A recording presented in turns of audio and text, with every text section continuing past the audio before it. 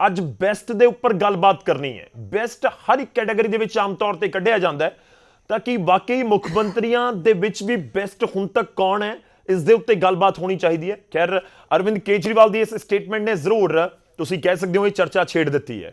ਇਸ ਬੈਸਟ ਦਾ ਟੈਸਟ 2024 ਦੀਆਂ ਲੋਕ ਸਭਾ ਦੇ ਵਿੱਚ ਵੀ ਹੋਣਾ ਹੈ, ਚੋਣਾਂ ਦੇ ਵਿੱਚ, ਪਰ ਉਸ ਤੋਂ ਪਹਿਲਾਂ ਅਸੀਂ ਚਰਚਾ ਜ਼ਰੂਰ ਕਰਾਂਗੇ। ਸ਼ੁਰੂਆਤ ਕਰਦੇ ਹਾਂ ਕੰਗ ਸਾਹਿਬ ਤੁਹਾਡੇ ਤੋਂ, ਆਮ ਆਦਮੀ ਪਾਰਟੀ ਤੋਂ। ਅਸੀਂ ਸੁਣਿਆ ਅਰਵਿੰਦ ਕੇਜਰੀਵਾਲ ਕੀ ਕੁਝ ਕਹਿ ਰਹੇ ਸੀ, ਪਰ ਪੰਜਾਬ ਦੇ ਲੋਕ ਜਾਣਨਾ ਚਾਹੁੰਦੇ ਨੇ ਕਿ ਆਮ ਆਦਮੀ ਪਾਰਟੀ ਜਾਂ ਤੁਹਾਡੇ ਕੌਮੀ ਕਨਵੀਨਰ ਅਰਵਿੰਦ ਕੇਜਰੀਵਾਲ ਸੀਐਮ ਨੂੰ ਬੈਸਟ ਦੱਸ ਰਹੇ ਨੇ ਹੁਣ ਤੱਕ ਦੇ ਸਾਰੇ ਮੁੱਖ ਮੰਤਰੀਆਂ ਦੇ ਵਿੱਚੋਂ। ਕਾਬਲੇ ਗੌਰ ਵੀ ਹੈ ਕਿ ਉਹਨਾਂ ਦਾ ਕਾਰਜਕਾਲ ਅਜੇ ਸਿਰਫ 1.5 ਸਾਲ ਦਾ ਹੈ। ਇੱਥੇ ਬਹੁਤ ਸਾਰੇ ਅਜਿਹੇ ਸੀਐਮ ਨੇ ਜਿਨ੍ਹਾਂ ਦਾ ਕਾਰਜਕਾਲ 8 ਸਾਲ ਦਾ, 5 ਸਾਲ ਦਾ। ਪ੍ਰਕਾਸ਼ ਸਿੰਘ ਬਾਦਲ ਦਾ ਤਾਂ 18 ਸਾਲ, 18.5 ਸਾਲ ਦਾ, 18 ਸਾਲ 350 ਦਿਨ ਦਾ ਕਾਰਜਕਾਲ ਰਿਹਾ ਹੈ। ਆਧਾਰ ਕੀ ਹੈ ਸਰ, ਬੇਸ ਕੀ ਹੈ, ਕਿਹੜੇ ਪੁਆਇੰਟਸ ਨੇ ਜਿਨ੍ਹਾਂ ਦੇ ਬਿਹਾਫ ਤੇ ਤੁਹਾਨੂੰ ਲੱਗਦਾ ਕਿ ਹਾਂ ਇਹ ਬੈਸਟ ਨੇ? 1.5 ਸਾਲ ਦੇ ਵਿੱਚ ਉਹਨਾਂ ਨੇ ਸਭ ਨੂੰ ਫਿੱਕਾ ਪਾ ਦਿੱਤਾ। गौरव जी, दो पक्ष है जी। एक इंडिविजुअल पक्ष है सीएम साहब दा, मानयोग मुख्यमंत्री मान साहब दा, ते दूजा पब्लिक पक्ष है जी। इंडिविजुअल पक्ष ये है क्यों वो सब तो वधिया मुख्यमंत्री है। अरविंद साडे जिहड़े नैशनल कन्वीनर अरविंद केजरीवाल जी ने जिहड़ी गल कही है बड़ी लॉजिकल कही है। क्यों वधिया मुख्यमंत्री है? एक तो इंडिविजुअल तौर पर एक इकलौता ऐसा पंजाब का पॉलिटिशियन है जी ਜਿਹੜਾ ਰਾਜਨੀਤੀ ਜਦੋਂ ਤੋਂ ਆਏ ਆ ਉਸ ਤੋਂ ਬਾਅਦ ਉਹਦੀ ਇਨਕਮ ਘਟੀ ਆ, ਵਧੀ ਨਹੀਂ। ਉਹਦੀ ਪ੍ਰਾਪਰਟੀ ਘਟ ਗਈ, ਉਹਦੀ ਜਾਇਦਾਦ ਘਟ ਗਈ। ਔਰ ਇਕਲੌਤਾ ਮੁੱਖ ਮੰਤਰੀ ਹੈ ਮੌਜੂਦਾ ਮੁੱਖ ਮੰਤਰੀ ਮਾਨ ਸਾਹਿਬ ਜਿਨ੍ਹਾਂ ਦਾ ਕਿਸੇ ਵੀ ਬਿਜ਼ਨਸ 'ਚ, ਕਾਰੋਬਾਰ 'ਚ ਕੋਈ ਆਪਣੀ ਹਿੱਸੇਦਾਰੀ ਨਹੀਂ ਹੈ। ਇੱਕ ਸੂਬੇ ਦਾ, ਇੱਕ ਲੋਕਾਂ ਦਾ ਨੁਮਾਇੰਦਾ ਕੀ ਹੋਣਾ ਚਾਹੀਦਾ ਹੈ ਕਿ ਉਹਦਾ ਕਿਸੇ ਬਿਜ਼ਨਸ 'ਚ, ਕਾਰੋਬਾਰ 'ਚੋਂ ਹਿੱਸੇਦਾਰ ਨਹੀਂ ਹੋਣਾ ਚਾਹੀਦਾ, ਇੰਟਰਸਟ ਨਹੀਂ ਹੋਣਾ ਚਾਹੀਦਾ। ਮੁੱਖ ਮੰਤਰੀ ਜੀ ਦੀ ਇਹ ਸਭ ਤੋਂ ਵੱਡੀ ਖਾਸੀਅਤ ਹੈ ਔਰ ਕਾਬਲੇ ਤਾਰੀਫ ਹੈ। ਠੀਕ ਹੈ। ਦੂਜੀ ਗੱਲ, ਪਬਲਿਕ ਐਜ ਏ ਬਤੌਰ ਮੁੱਖ ਮੰਤਰੀ, ਇਹ ਮੈਂ ਬਤੌਰ ਪੋਲੀਟੀਸ਼ੀਅਨ ਇੰਡੀਵਿਜੂਅਲ ਦੱਸਿਆ, ਬਤੌਰ ਮੁੱਖ ਮੰਤਰੀ ਪੰਜਾਬ ਦੇ ਜੀ ਜਿਸ ਤਰੀਕੇ ਨਾਲ 1.5 ਸਾਲ 'ਚ ਉਹਨਾਂ ਨੇ ਸਭ ਤੋਂ ਵੱਡੀ ਅਚੀਵਮੈਂਟ ਮੈਂ ਕਹਾਂ ਕਿ ਜੇ 35,000 ਦੇ ਕਰੀਬ ਸਰਕਾਰੀ ਨੌਕਰੀਆਂ ਦਿੱਤੀਆਂ, ਠੀਕ ਹੈ, ਤੇ ਕੋਈ ਇੱਕ ਸਿੰਗਲ ਬੰਦਾ, ਨੋਟ ਏ मतलब एक इंडिविजुअल नहीं कह सकता कोई रिश्वत, कोई भाई भतीजावाद, कोई सिफारिश चली होवे, टोटली मैरिट ते पंजाब च कदी नहीं सुनिया सी कोई नौकरियां इस तरीके नाल पूरी दियां नौकरियां, टोटल नौकरियां मैरिट ते दित्तियां होण। ये मानयोग मुख्यमंत्री मान साहब ने करके विखाया। ठीक है। दूजी गल जी, सरकारां आउण वास्ते लोग ब्योंतबंदियां करदे सी कि सरकार दा हिस्सा बनांगे ते ਜਿਹੜੇ ਰਿਸੋਰਸਸ ਹੈ ਉਹਨਾਂ ਨੂੰ ਲੁੱਟਾਂਗੇ। ਮਾਨ ਸਾਹਿਬ ਦੇ ਆਉਣ ਤੋਂ ਬਾਅਦ 1.5 ਸਾਲ 'ਚ 13,000 ਏਕੜ ਤੋਂ ਵੱਧ ਜ਼ਮੀਨ ਸਰਕਾਰੀ ਪੰਚਾਇਤੀ ਉਹ ਛਡਵਾਈ ਗਈ ਆ, ਸਰਕਾਰ ਦੇ ਖਜ਼ਾਨੇ 'ਚ ਆਈ ਆ। ਠੀਕ ਹੈ। ਇਸੇ ਤਰੀਕੇ ਨਾਲ ਕਿਸਾਨੀ, ਜੇ ਜਵਾਨੀ, ਦੋਨੋਂ ਚੀਜ਼ਾਂ, ਜਵਾਨੀ ਨੂੰ ਮੈਂ ਲੈ ਕੇ ਤੁਹਾਨੂੰ ਦੱਸਿਆ, ਕਿਸਾਨੀ ਨੂੰ ਲੈ ਕੇ, ਕਿਉਂਕਿ ਸਾਡੀ ਬੈਕਬੋਨ ਹੈ। ਜਿਸ ਤਰੀਕੇ ਨਾਲ ਇਰੀਗੇਸ਼ਨ, ਜਿਹੜਾ 13,000 ਨਵੀਆਂ ਖਾਲਾਂ ਬਣਾਈਆਂ, ਜਿਹੜੀਆਂ ਕੂਲਾਂ ਬੰਦ ਹੋ ਗਈਆਂ ਸੀ, ਖਾਲਾਂ। ਠੀਕ ਹੈ। ਸਾਡੇ ਮਾਝੇ 'ਚ ਕੂਲ ਕਹਿ ਦਿੰਦੇ ਆ, ਕਿਤੇ ਖਾਲ ਕਹਿ ਦਿੰਦੇ ਆ। ਜਿੱਥੇ ਨਹਿਰੀ ਪਾਣੀ 15% ਨਹਿਰੀ ਪਾਣੀ ਵਧਾਇਆ ਆ। ਟੋਟਲ ਜਿਹੜਾ 30% ਯੂਜ਼ ਕਰ ਰਿਹਾ ਸੀ, ਅਜੇ ਉਹਦੀ ਕੈਪੈਸਿਟੀ ਹੋਰ ਵਧਾਉਣੀ ਆ, 70% ਤੱਕ ਪਾਣੀ ਲੈ ਕੇ ਜਾਣਾ ਹੈ। ਇਹ ਬਹੁਤ ਬੁਨਿਆਦੀਆਂ ਚੀਜ਼ਾਂ ਆ। ਠੀਕ ਹੈ, ਚਲੋ ਬਹੁਤ ਸਾਰੇ ਪੁਆਇੰਟਸ ਤੁਹਾਡੇ ਆ ਗਏ ਸਰ, ਤੁਹਾਡੇ ਬਹੁਤ ਸਾਰੇ ਪੁਆਇੰਟਸ ਆ ਗਏ। ਮੈਂ ਚਰਚਾ ਨੂੰ ਅੱਗੇ ਵਧਾਉਣਾ, ਅੱਗੇ ਤੁਹਾਡੇ ਕੋਲ ਵੀ ਪੁਆਇੰਟਸ ਆਉਂਦੇ ਰਹਿਣਗੇ, ਤੁਸੀਂ ਵੀ ਆਪਣੀ ਗੱਲ ਰੱਖਦੇ ਰਹੋ। ਮੈਂ ਸਾਰੇ ਮਹਿਮਾਨਾਂ ਨੂੰ ਇੱਕ ਰਿਕੁਐਸਟ ਜ਼ਰੂਰ ਕਰਾਂਗਾ ਕਿ ਆਪਣਾ ਓਪਨਿੰਗ ਜਿਹੜਾ ਕਮੈਂਟ ਆ ਉਹ ਪਲੀਜ਼ ਬਹੁਤ ਛੋਟਾ ਰੱਖਿਓ, ਕਿ ਆਪਾਂ ਸਾਰਿਆਂ ਦੇ ਕੋਲ ਫਟਾਫਟ ਜਾਈਏ ਤੇ ਉਸ ਤੋਂ ਬਾਅਦ ਸਭ ਦੇ ਰਿਐਕਸ਼ਨ ਬਾਰ-ਬਾਰ ਲੈ ਸਕਾਂ। ਮੈਂ ਰੁਕ ਕਰਦਾ। ਇਨਫੈਕਟ ਕੰਗ ਜੀ, ਜਿਹੜੀ ਤੁਸੀਂ ਗੱਲ ਕਹਿ ਦਿੱਤੀ ਨਾ, ਉਸ ਦਾ ਇੱਕ ਇਹ ਵੀ ਮਤਲਬ ਨਿਕਲਦਾ, ਤੁਸੀਂ ਕਿਹਾ ਕਿ ਜਾਇਦਾਦ ਘਟ ਗਈ ਹੈ। ਇਹਦਾ ਮਤਲਬ ਇਹ ਹੈ ਕਿ ਹੁਣ ਤੱਕ ਜਿੰਨੇ ਵੀ ਸੀਐਮ ਰਹੇ ਸਭ ਦੀ ਜਾਇਦਾਦ ਵਧੀ ਸੀ ਜਦੋਂ ਮੁੱਖ ਮੰਤਰੀ ਬਣੇ। ਤੁਸੀਂ ਕਿਹਾ ਕਿ ਕੋਈ ਹਿੱਸਾ ਕਿਸੇ ਥਾਂ ਦੇ ਉੱਤੇ ਮੁੱਖ ਮੰਤਰੀ ਨੇ ਨਹੀਂ ਪਾਇਆ। ਇਸ ਦਾ ਇੱਕ ਮਤਲਬ ਇਹ ਵੀ ਹੈ ਕਿ ਹੁਣ ਤੱਕ ਜਿਹੜੇ ਸੀਐਮ ਰਹੇ ਪੰਜਾਬ ਦੇ ਵਿੱਚ, ਉਹਨਾਂ ਨੇ ਹਿੱਸੇ ਪਾਏ ਵੱਖ-ਵੱਖ ਤਰੀਕੇ ਦੇ ਨਾਲ ਬਿਜ਼ਨੈਸਿਸ ਦੇ ਵਿੱਚ। ਚਲੋ, ਇਸ ਦੇ ਉੱਪਰ ਸਾਰੇ ਜਿਹੜੇ ਵਿਰੋਧੀ ਤੁਹਾਡੇ ਬੈਠੇ ਨੇ ਰਿਐਕਟ ਕਰਨਗੇ। ਮੈਂ ਖੜਿਆਲ ਸਾਹਿਬ ਦਾ ਰੁਖ ਕਰਦਾ। ਖੜਿਆਲ ਸਾਹਿਬ, ਭਗਵੰਤ ਮਾਨ ਬੈਸਟ ਸੀਐਮ ਨੇ, ਕੇਜਰੀਵਾਲ ਕਹਿ ਰਹੇ ਨੇ ਆਮ ਆਦਮੀ ਪਾਰਟੀ ਉਸਦੀ ਪ੍ਰੋੜਤਾ ਕਰ ਰਹੀ ਹੈ। ਇਸ ਦਾ ਸਿੱਧਾ ਜਿਹਾ ਮਤਲਬ ਹੈ ਕਿ ਜਿਹੜੇ ਤੁਹਾਡੇ ਕਾਰਜਕਾਲ ਦੇ ਵਿੱਚ ਸੀਐਮ ਰਹੇ ਨੇ, ਚਾਹੇ ਕੈਪਟਨ ਅਮਰਿੰਦਰ ਸਿੰਘ ਹੋਣ, ਚਾਹੇ ਉਹਨਾਂ ਤੋਂ ਪਹਿਲਾਂ ਵਾਲੇ ਮੁੱਖ ਮੰਤਰੀ ਹੋਣ ਵਿਜੇਂਦਰ ਕੌਰ ਭੱਠਲ, ਬੇਅੰਤ ਸਿੰਘ ਹੋਣ, ਜਾਂ ਉਹਨਾਂ ਤੋਂ ਪਹਿਲਾਂ ਜਿਹੜੇ ਮੁੱਖ ਮੰਤਰੀ ਰਹੇ ਨੇ, ਸਭ ਤੋਂ ਬੈਸਟ ਉਹ ਦੱਸ ਰਹੇ ਨੇ ਭਗਵੰਤ ਮਾਨ। ਦੇਖੋ ਗੌਰਵ ਜੀ, ਮੈਨੂੰ ਹੈਰਾਨਗੀ ਹੁੰਦੀ ਹੈ कि सरकार भी आम आदमी पार्टी दी जी ਤੇ ਸਰਾਹਨਾ ਵੀ ਆਮ ਆਦਮੀ ਪਾਰਟੀ ਦੇ ਲੀਡਰ ਹੀ ਕਰ ਰਹੇ ਹੈ। ਲੋਕਾਂ ਨੂੰ ਇੰਨਾ ਹੱਕ ਦੇ ਦਿਓ ਵੀ ਉਹ ਤੁਹਾਡੀ ਸਰਾਹਨਾ ਕਰਨ ਤਾਂ ਲੋਕ ਕਰਨ, ਆਲੋਚਨਾ ਕਰਨ ਤਾਂ ਲੋਕ ਕਰਨ। ਆਪ ਹੀ ਜੱਜ ਵੀ, ਜੂਰੀ ਵੀ ਤੇ ਐਗਜ਼ੀਕਿਊਸ਼ਨਰ ਆਮ ਆਦਮੀ ਪਾਰਟੀ ਦੇ ਲੀਡਰਸ ਬਣ ਰਹੇ ਹੈ। ਜੀ ਹੁਣ ਜਿੱਥੋਂ ਤੱਕ ਲੋਕਾਂ ਦੀ ਗੱਲ ਹੈ ਤੇ ਲੋਕਾਂ ਦਾ ਫਤਵਾ ਹੈ ਗੌਰਵ ਜੀ, ਮੈਂ ਸ਼ਬਦਾਂ ਨਾਲ ਨਹੀਂ ਗੱਲ ਕਰੂੰਗਾ, ਮੈਂ ਐਕਸ਼ਨ ਨਾਲ ਗੱਲ ਕਰੂੰਗਾ।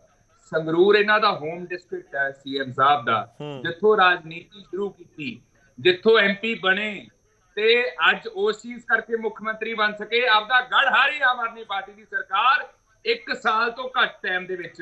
ਇਹ ਹੈ ਫੈਕਟ, ਇਹ ਹੈ ਤੱਥ। ਦੂਜੀ ਗੱਲ, ਮੈਂ ਇਹਨਾਂ ਨੂੰ ਪੁੱਛੂੰਗਾ ਕਿ ਆਮ ਆਦਮੀ ਪਾਰਟੀ ਦੀ ਸਰਕਾਰ ਬੈਸਟ ਤਾਂ ਕਹਿ ਰਹੀ ਹੈ, ਲੇਕਿਨ ਚਾਹੇ ਪਟਵਾਰੀਆਂ ਦਾ ਉਦਾਹਰਨ ਲੈ ਲਓ, ਪੀਸੀਐਸ ਅਫਸਰਾਂ ਦਾ ਉਦਾਹਰਨ ਲੈ ਲਓ, ਟੀਚਰਾਂ ਦਾ ਉਦਾਹਰਨ ਲੈ ਲਓ, ਕਿਸਾਨਾਂ ਦਾ ਉਦਾਹਰਨ ਲੈ ਲਓ, ਹੋਰ ਮੁਲਾਜ਼ਮਾਂ ਦਾ ਉਦਾਹਰਨ ਲੈ ਲਓ, ਜਿਨ੍ਹਾਂ ਨੇ ਲਗਾਤਾਰ ਧਰਨੇ ਦਿੱਤੇ ਹੈ ਤੇ ਸਰਕਾਰ ਨੂੰ Guinness book of world record ਦੇ ਵਿੱਚ 1 ਦਰਜਾ ਮਿਲਣਾ ਸੀਗਾ ਜੇ ਆਹ ਰਿਕਾਰਡ ਹੁੰਦਾ। ਸਭ ਤੋਂ ਘੱਟ ਟਾਈਮ ਦੇ ਵਿੱਚ ਕਿਹੜੀ ਸਰਕਾਰ ਦੇ ਸਭ ਤੋਂ ਜ਼ਿਆਦਾ ਧਰਨੇ ਲੱਗੇ?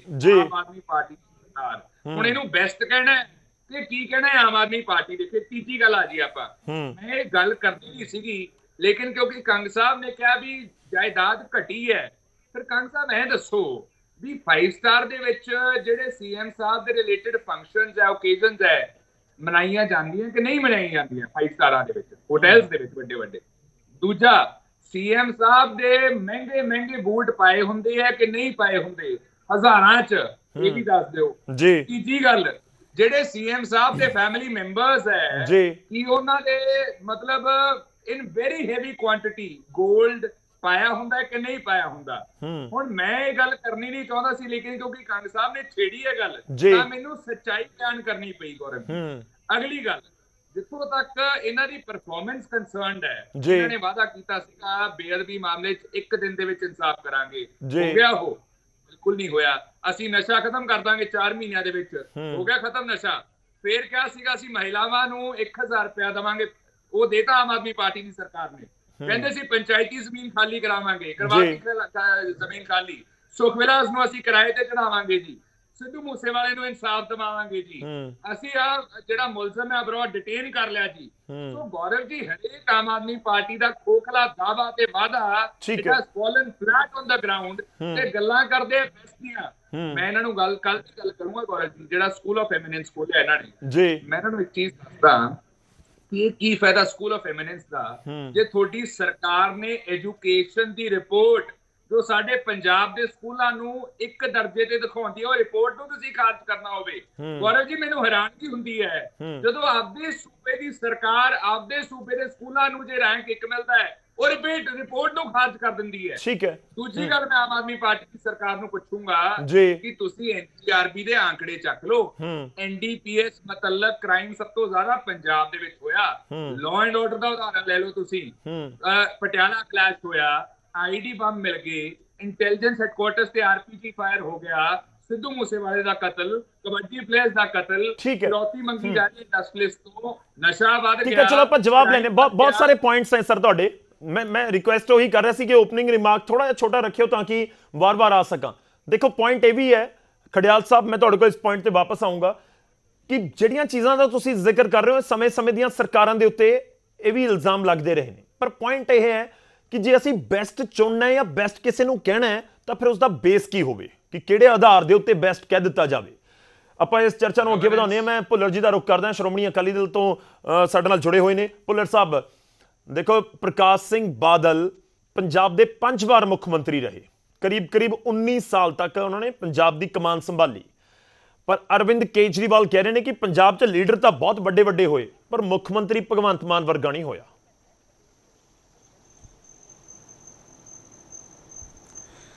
ਗੌਰਵ ਜੀ, ਗੱਲ ਇਸ ਤਰ੍ਹਾਂ ਹੈ ਕਿ ਕੇਜਰੀਵਾਲ ਸਾਹਿਬ ਦੀ ਜਿਹੜੀ ਗੱਲ ਹੈ ਅੱਜ, ਉਹ ਤੇ ਉਹੀ ਹੈ ਕਿ ਆਪਣੇ ਮੂੰਹ ਮੀਆਂ ਮਿੱਠੂ ਜਾਂ ਖਵਾਜੇ ਦਾ ਗਵਾ ਡੱਡੂ।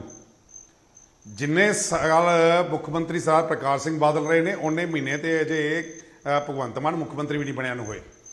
ਔਰ ਦੂਜੀ ਗੱਲ, ਜਿੰਨਾ ਬੇੜਾ ਗਰਕ ਪੰਜਾਬ ਦਾ, ਜਿੰਨਾ ਵੱਡਾ ਕਰਜ਼ਾ ਪੰਜਾਬ ਦੇ ਉੱਤੇ ਇਸ ਮੁੱਖ ਮੰਤਰੀ ਨੇ 1.5 ਸਾਲ ਚੜਾਤਾ ਹੈ, ਉਨਾ ਕਰਜ਼ਾ ਤੇ ਕਿਸੇ ਮੁੱਖ ਮੰਤਰੀ ਨੇ 5 ਸਾਲਾਂ 'ਚ ਨਹੀਂ ਚੜਾਇਆ ਹੋਣਾ, ਜਿੰਨਾ ਕਰਜ਼ਾ ਇਹਨਾਂ ਨੇ 1.5 ਸਾਲ ਦੇ ਵਿੱਚ ਜੇ ਐਵਰੇਜ ਲਾ ਲਾਂਗੇ ਤੇ ਜਿੰਨਾ ਕਰਜ਼ਾ 25 ਸਾਲਾਂ 30 ਸਾਲਾਂ ਚੜਿਆ ਇਹਨਾਂ ਨੇ 5 ਸਾਲਾਂ ਚੜਾ ਦੇਣਾ ਉਹਨਾਂ ਜੀ। ਇਸ ਕਰਕੇ ਬਹੁਤ ਵਧੀਆ ਮੁੱਖ ਮੰਤਰੀ ਨੇ।